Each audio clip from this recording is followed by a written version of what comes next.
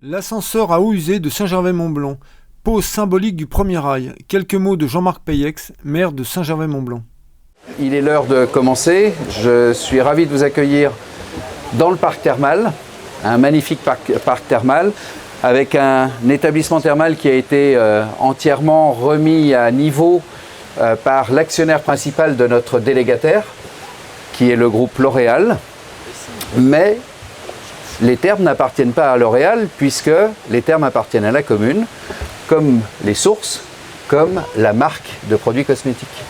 Et on est très heureux d'avoir un très bel exploitant qui a fait monter en gamme cet établissement thermal et qui aujourd'hui a deux fonctions. Une fonction médicale qui est très importante, c'est la base, et une fonction bien-être. Et ça fait la transition avec ce que l'objet de notre présence ici au parc thermal, c'est justement de reconstituer un lien. Aujourd'hui, nous sommes tous sur la commune de Saint-Gervais. Nous sommes à 180 mètres du centre de Saint-Gervais. 180 mètres, c'est rien, mais c'est 6 km pour faire 180 mètres. Alors pour les écoliers, c'est assez difficile à comprendre que pour faire 6 km, pour faire 180 mètres, il faut mettre 6000 mètres. Mais malheureusement, c'est la réalité physique. Donc je ne vais pas être trop long, mais simplement vous raconter une histoire. L'histoire, elle a mis en scène plusieurs personnes.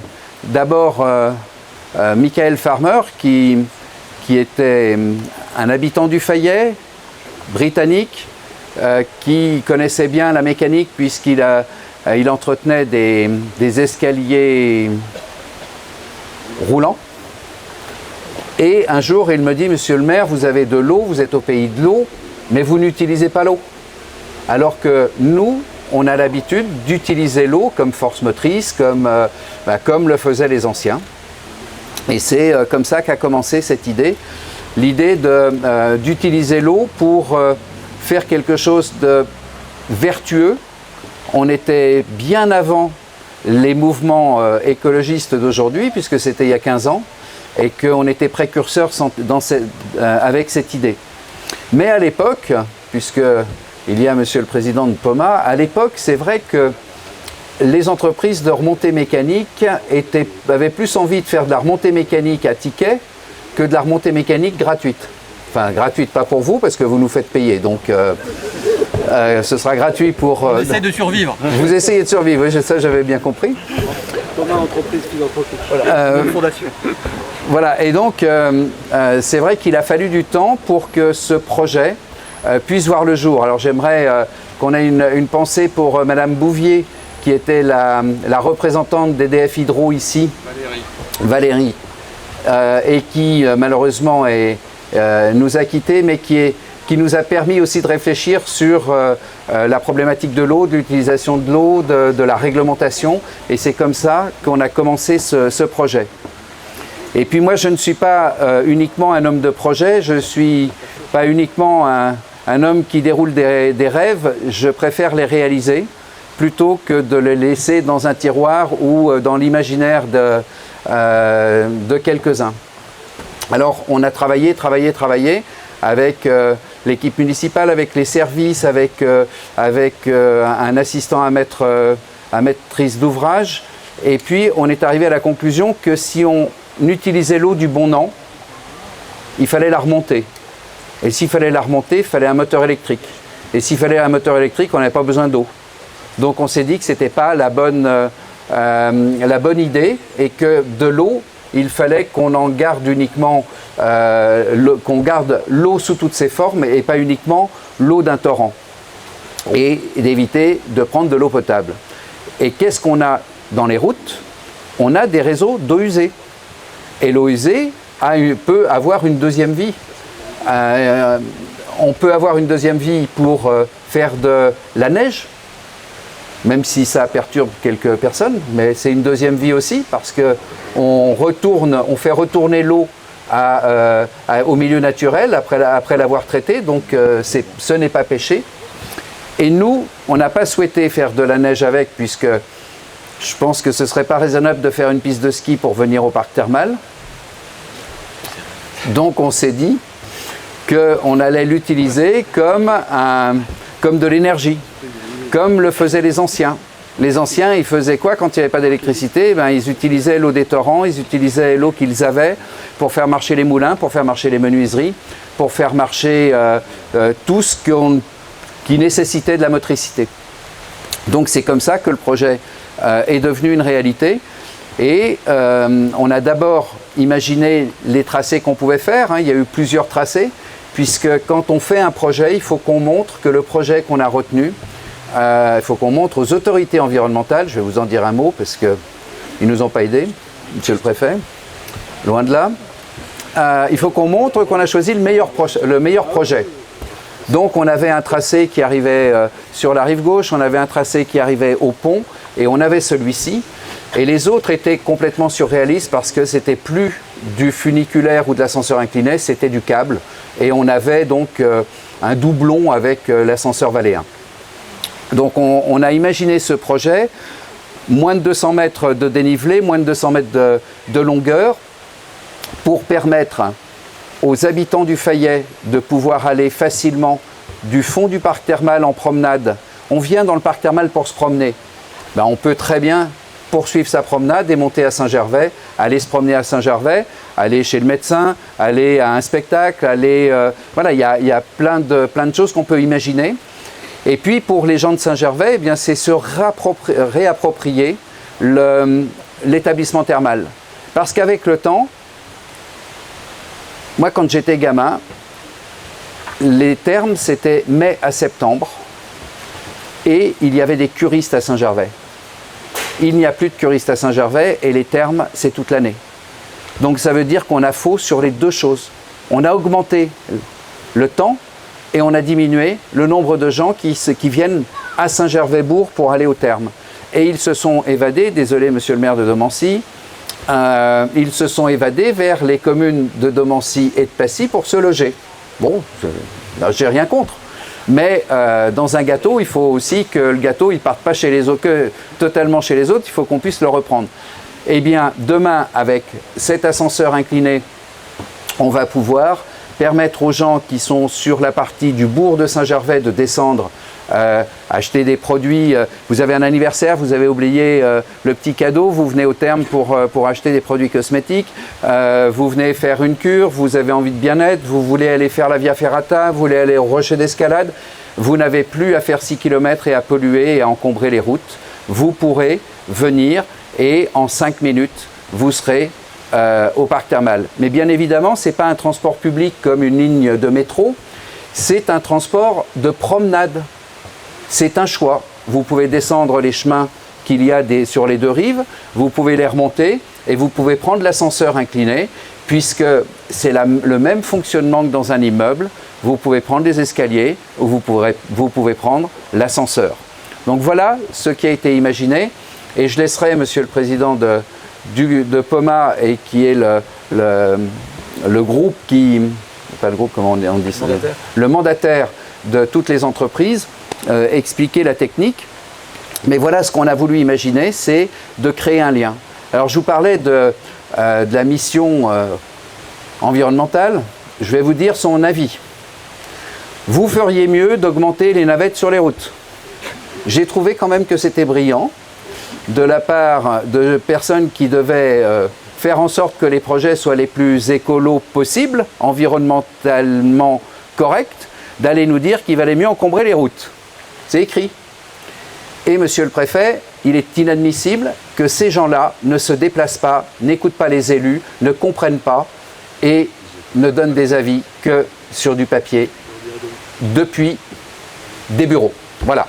Ça ne nous a pas empêché de le faire puisque moi je suis allé à l'école et quand on me dit que c'est un avis, je le respecte, mais je n'ai pas l'obligation d'en tenir compte. Bon, voilà. Mais vous me connaissez, c'est pas ce qui va me perturber, mais je trouve que c'est perturbant quand même. Donc voilà l'histoire.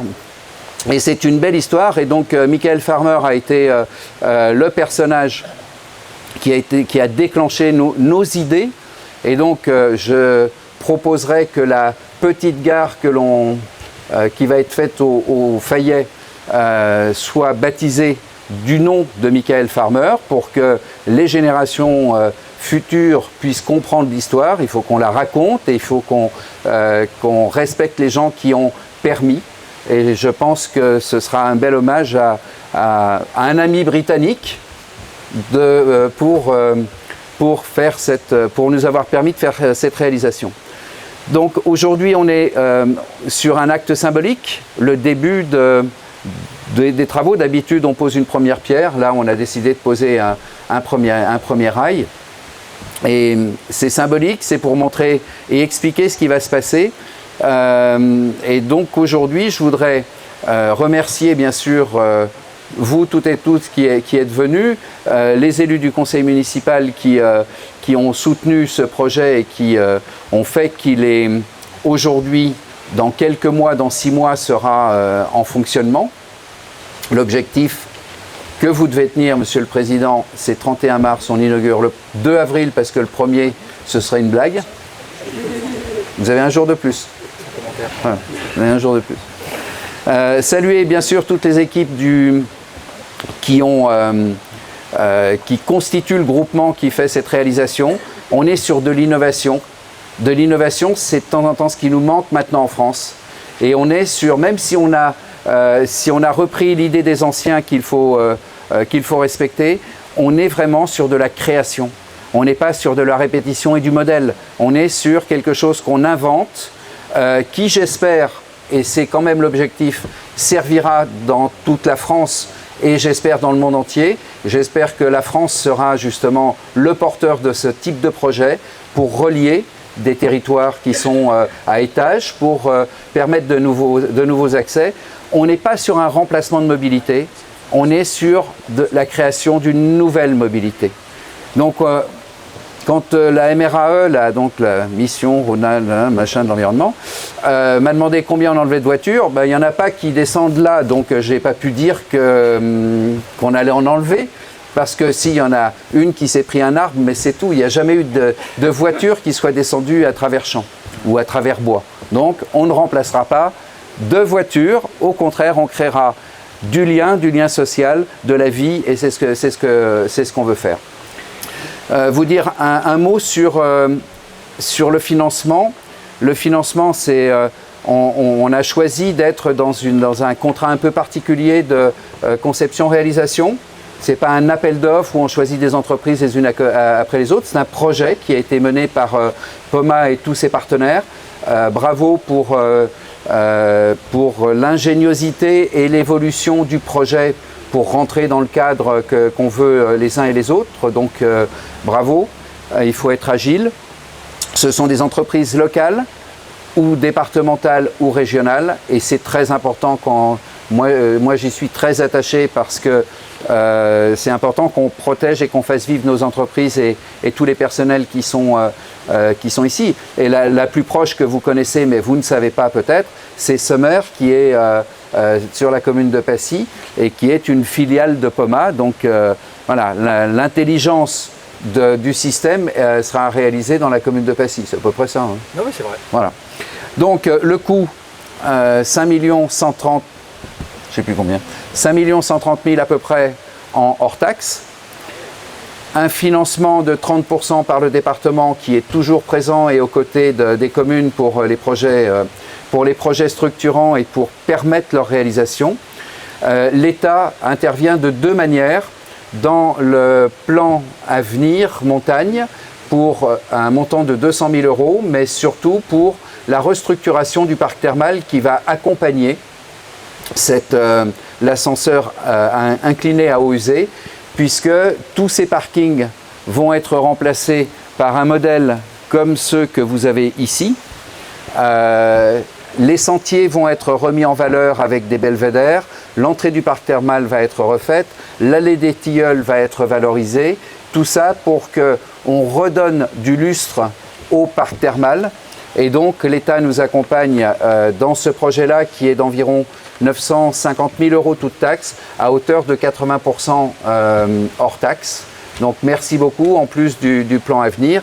Et on aura pour les Faïrans, pour les Saint-Gervolins, on aura et un moyen de transport et un parc thermal qui va avoir une nouvelle vie. Monsieur le préfet, on est à côté d'un rocher qui est l'un des rochers symboliques de la catastrophe de 1892 où on a posé donc une plaque il y a plusieurs mois pour mettre le nom de toutes les victimes connues de cette catastrophe. Et on voit avec ce rocher dont on ne voit que la partie immergée, on voit quel a été le drame qui s'est déroulé en juillet 1892, faisant environ 200 victimes. Voilà, j'ai été très long. Merci beaucoup pour tous nos partenaires.